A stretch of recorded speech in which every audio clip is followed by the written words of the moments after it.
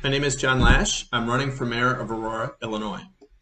I wanted to address the recent uptick in crime and violence in our city and assure fellow residents that I'm committed to bringing our city back together to make sure that our neighborhoods are safe and that our government and our economy works for everyone. Without question, 2020 was a difficult year for our nation and our city. Sadly, 2021 is off to a rough start. Even on New Year's Eve, 2 men were shot while driving down the street, and only one survived. And here we are a few weeks later, and our community is already dealing with several more incidents that have left our neighbors seriously injured or dead. And behind each tragic headline, numerous lives are torn apart, families hurt from the loss, and it feels like our community is unraveling. I hear fear in people's voices as I go door to door or from people who contact my campaign. Many of them are taking precautions, installing video surveillance systems, and participating in neighborhood watches. Our nation and our city are still reeling from the pandemic, tossed into uncertain times where people are facing new fears that many of us never imagined. Economic insecurities and job loss, food insecurities, and the potential loss of housing. While some are calling for more dollars to the police, others in our community still face racial profiling and harassment. The latter of these have eroded the trust between community and police, and we must rebuild this trust. We all want safe neighborhoods, good schools, good jobs, and easy retirement. We all want and deserve to be treated equally and have equal opportunities regardless of race, creed, or sexual orientation. We are witnessing a failure of leadership right now when it comes to the insecurities that we as a nation and a city are facing. Good paying jobs are scarce. Budget cuts to youth services have reduced after school activities. COVID has presented new challenges and devastations. Violent crime is more prevalent, and we're living through a crisis. Right now, we need new, strong leadership that is capable of taking our city in a different direction. To look forward, we have to look back and ask ourselves, how did we reverse the trend in the early 90s, those years when Aurora sadly recorded 25 to 30 murders a year? It was not a simple answer then, and it is not a simple answer now. As your next mayor, I'm offering a 3-pillar approach to keep our neighborhoods safe and bringing our communities together.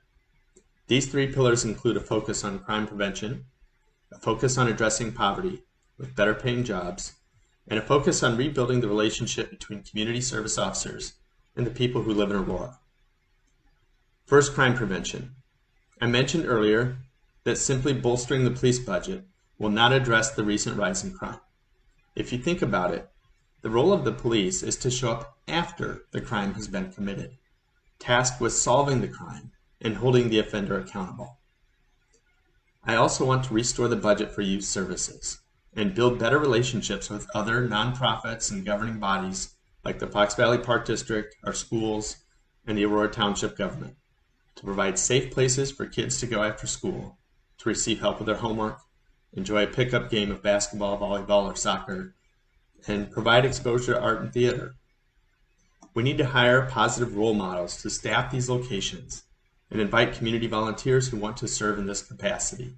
And that includes, I've found, a number of former gang members who served time and are hungry to reach our youth, so the next generation does not make the same mistakes that they made.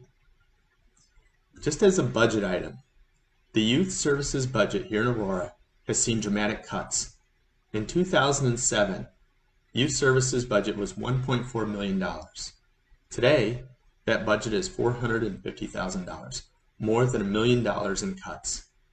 One of the big items cut from the budget was the Fred Rogers Community Center, a place where all were welcome. If you ask me, this is defunding crime prevention initiatives, and it needs to stop.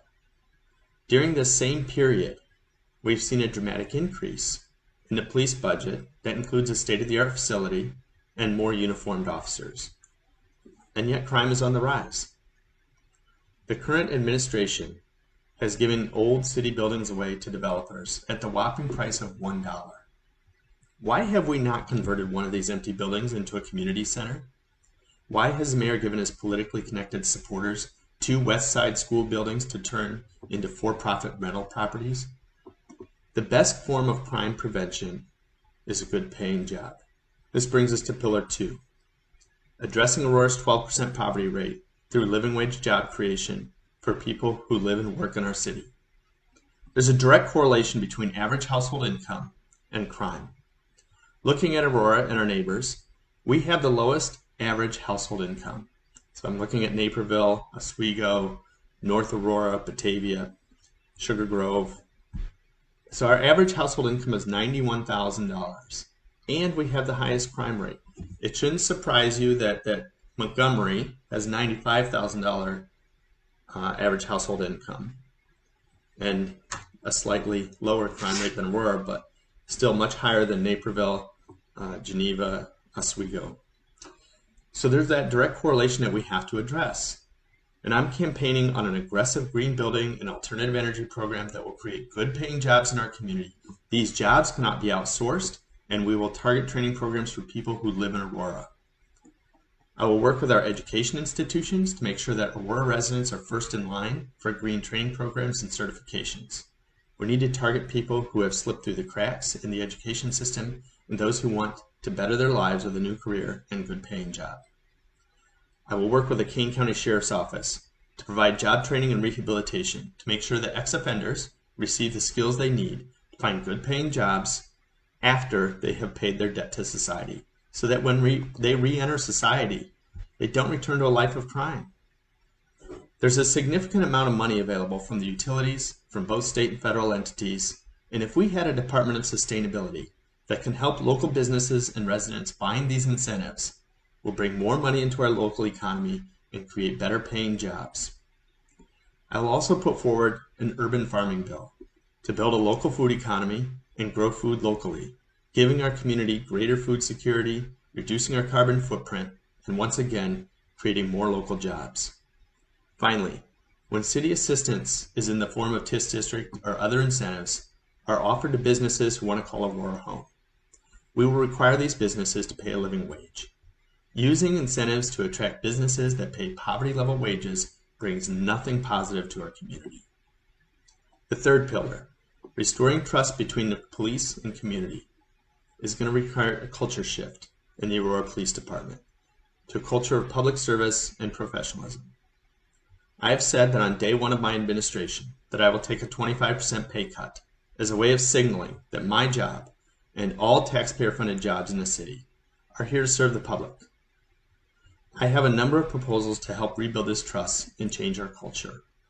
First, the current police chief, or next police chief, if Chief Zeman chooses not to stay in Aurora, will receive professional development training that is focused on cultural change. If we want to change our culture, we need the person responsible for this change to have the necessary training to do so. Second, I support residency for new hires in the police department. Voters have indicated clearly that they feel safer when their neighbor's a police officer. I don't know if this issue will be resolved before I assume the job of mayor, but I believe the current administration is working on a stipend for police to live in Aurora. I will also push a Grow Your Own plan to recruit young police cadets from Aurora schools so the next generation of APD officers come from Aurora, care about Aurora, and reflect the cultural diversity of our city. I'm a strong advocate for community policing. I will encourage and incentivize our women and men in uniform to attend community events to build relationships with the people in the areas they serve. I will not tolerate police brutality or discrimination in our police force, and we will expect a higher level of professionalism from those who serve in uniform.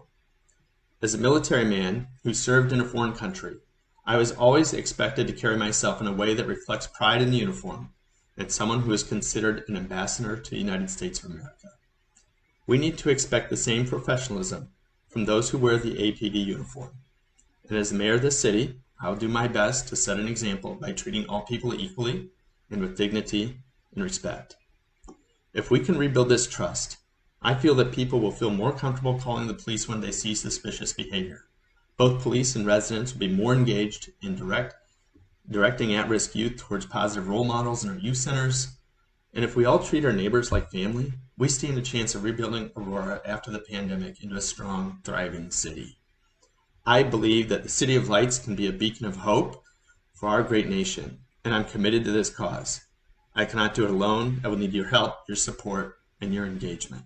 My name is John Lash. I'm running for mayor of Aurora. I'm asking for your vote on April 6th. Together we can rebuild our communities with greater safety, security, and economic opportunity for all. Thank you.